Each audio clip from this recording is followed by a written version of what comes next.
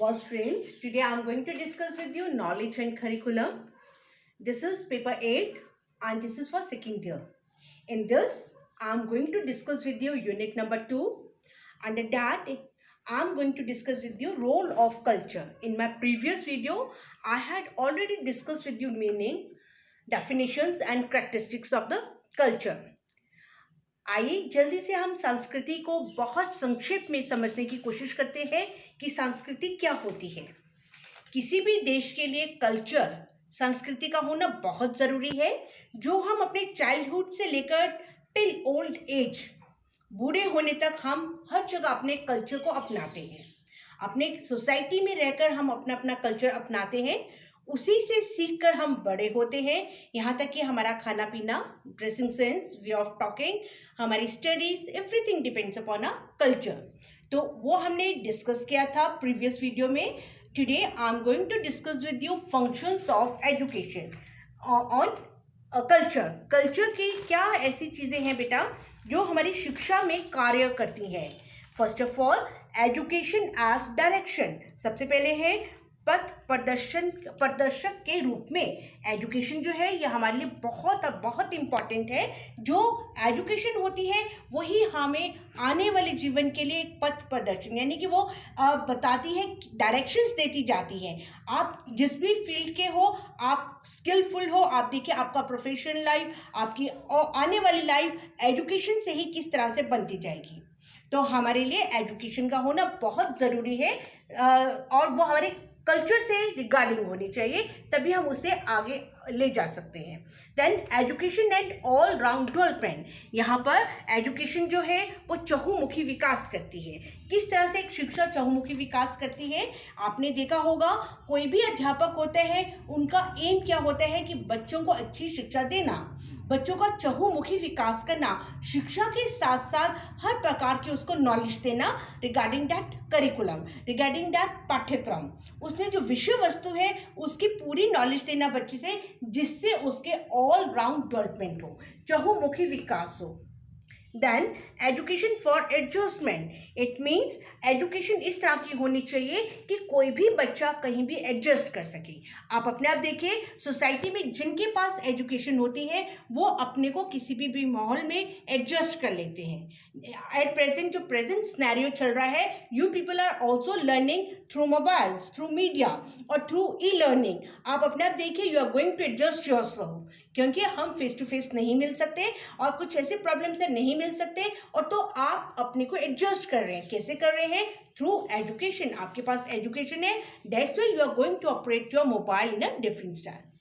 तो आप देखिए वो भी आपके लिए कितने इंपॉर्टेंट है कि education for adjustment. Then education as a preparation for adult life.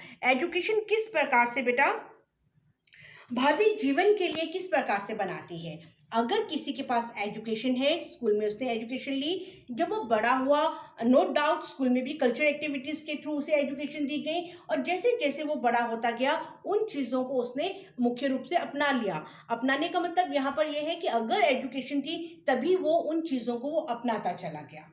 जिस भी स्कूल, जिस भी संस्था में उस बच्चे ने पढ़ा है, उसका देखिए गेटअप, उस बच्चे का बिल्टअप या गेटअप उस तरह का होता जाता है। उसका पहनावा, उसकी dressing sense, way of talking, और उसे कितनी नॉलेज है आप देखिए वैसे वैसे होता जाएगा अपने एडल्टहुड के लिए। Then education for ideal citizen. यहाँ पर मैं आइडियल सिटीजन के लिए ज़रूर बोलूँगी कि जो भी एक अच्छा नागरिक बनना चाहता है उसके लिए भी देखिए एजुकेशन क्यों ज़रूरी है। अगर किसी व्यक्ति के पास एजुकेशन होगी, शिक्षा होगी, उसका कल्चर उसमें होगा, तो देखिए वो एक अच्छा नागरिक बनेगा। क्यों बनेगा? क्योंकि उसके पास शिक्षा है। और शिक्षा के लिए जब हम शिक्षा ग्रहण करते हैं तो उसमें हमें बताए जाते हैं सोसाइटी में रहने के कुछ नियम, हमारे रूल्स क्या है, हमारे राइट्स क्या है, हमारी ड्यूटीज़ क्या है। जब हम उसे फुलफिल करते हैं तभी अच्छे एक आइडियल सिटीजन बनते हैं। और ये किसी भी सोसाइटी के लिए, किसी भी देश के लिए ये बहुत ज़रूरी है, education for the ideal citizen. Then development of character. Development of character का क्या मतलब है यहाँ पर कि किस तरह के चरित्र का निर्माण होना चाहिए। आप अपने आप देखिए, जो लोग एजुकेटेड होते हैं उनका चरित्र किस प्रकार होता है, वो किस तरह से उनका बिहेवियर होता जाता है, किस प्रकार वो समाज में रहकर उन नियमों का पालन करते हुए आगे बढ़ते जाते हैं। और समाज में रहने के लिए हमें करेक्टर का होना बहुत ज़रूरी है। आप किसी भी फील्ड में वर्क कीजिए, ये बहुत ज़रूरी है कि आप उस चीज़ को, अपने करेक्टर को संभाल के रखिए या उस चीज़ के लिए बहुत अलर्ट रहिए। यही कारण है बेटा, जो हमारे स्कूल्स में जो मॉरल एजुकेशन की क्लासेस होती हैं या हमारे अडल्टहुड के टाइम स्कूल्स में, कॉलेजेस में एक्सटर्नल लेक्चरर्स को बुलाकर मॉरल एजुकेशन से रिगार्डिंग या करेक्टर से रिगार्डिंग कुछ लेक्चर्स करवाए जाते हैं, जिससे बच्चे उस चीज़ को समझें और उनमें वो चीज़ डेवलप हो। Then education for the self confidence, आत्मनिर्भर के लिए, आत्मविश्वास के लिए आप ये देखिए कि सेल्फ कॉन्फिडेंस का होना बहुत ज़रूरी है। कैसे होता है self confidence? Now days everything depends upon computer, computerise कर दी गई है हर चीज़। आप में कब सेल्फ कॉन्फिडेंस होगा? जब आप उसे ऑपरेट करना जानते हैं। अगर आप उसे ऑपरेट कर सकते हैं इजली, आप बहुत अच्छी तरह से उस चीज़ को हैंडल करेंगे। Suppose you are going somewhere या आपने एडमिशन लेनी है ऑनलाइन, तो आप तभी सेल्फ कॉन्फिडेंट होंगे आपको तभी अगर आपको कंप्यूटर की नॉलेज है, तो आप बहुत अच्छी तरह से उस ऑपरेट कर सकते हैं। तो वो भी एजुकेशन के थ्रू आएगी। और पढ़ाई लिखाई का होना और हमारे कल्चर का होना बहुत ज़रूरी है किसी को भी आत्मविश्वास के लिए।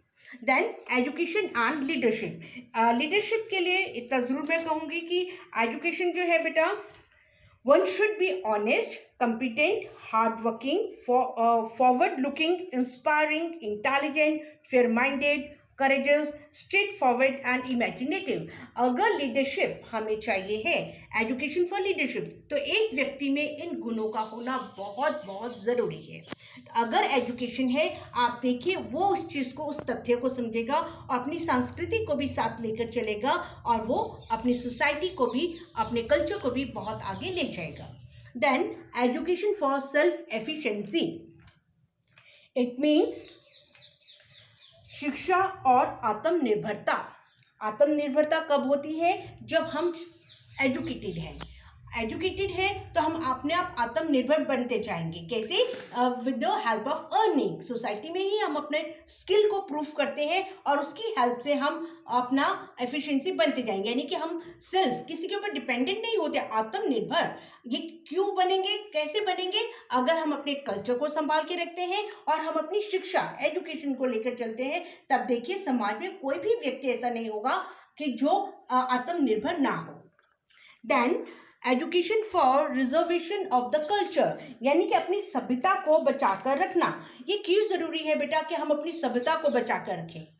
ये बहुत बड़ा एक क्वेश्चन है। ये कैसे हम एजुकेशन से कैसे अपनी सभ्यता को बचा सकते हैं? यस, हम बचा सकते हैं through our books, through our knowledge, through our curriculum. जैसे स्कूल लेवल में हम पाठ्यक्रम में इस तरह से विषय वस्तु डालें कि बच्चा उस चीज़ को, अपनी सभ्यता को समझ सके। या जैसे हमारे म्यूजियम्स जगह जगह होते हैं, तो आप देखिए उसके थ्रू भी आप अपनी सभ्यता को बचा कर रख सकते हैं। मैंने प्रीवियस वीडियो में भी डिस्कस किया था कि अगर आप कुरुक्षेत्र यूनिवर्सिटी के कैंपस में जाएंगे, वहाँ पे पेनोरमा एक जगह है और वहाँ पे देखेंगे तो वहाँ पे सारा ही हरियाणा का इतिहास दिया गया है और उसमें जो इतिहास है उसे हम अपने सभ्यता को बचा कर रखते हैं। Then development for social development, सामाजिक विकास के लिए, सामाजिक विकास के लिए शिक्षा का होना अति आवश्यक है। अगर समाज में प्रत्येक व्यक्ति शिक्षित होगा अपनी सभ्यता के द्वारा, अपने कल्चर के द्वारा, आप देखें हमारी सोसाइटी जो है ये बहुत ही ज़्यादा प्रगति की तरफ चलती जाती है। तभी हम कहेंगे सोशल डेवलपमेंट है, अगर समाज का प्रत्येक व्यक्ति एजुकेटेड है। Then education for national integration, हमारे ये नेशनल इंटीग्रेशन के लिए भी, राष्ट्रीय एकता के लिए भी शिक्षा बहुत ज़रूरी है। ये क्यों ज़रूरी है बेटा? इस कल्चर को, यानी कि हम अपनी कल्चर एक्टिविटीज़ को भी संभाल के रखेंगे, उनका इंटरचेंज करेंगे हम दूसरे देशों के साथ, तब आप देखिए एजुकेशन के थ्रू तो हम अपनी राष्ट्रीय नेशनल इंटीग्रेशन को भी बहुत आगे तक ले जा सकते हैं। So today I have completed this role of the culture and its functions of education. I have completed this, and my further videos we will discuss new topic. Thank you.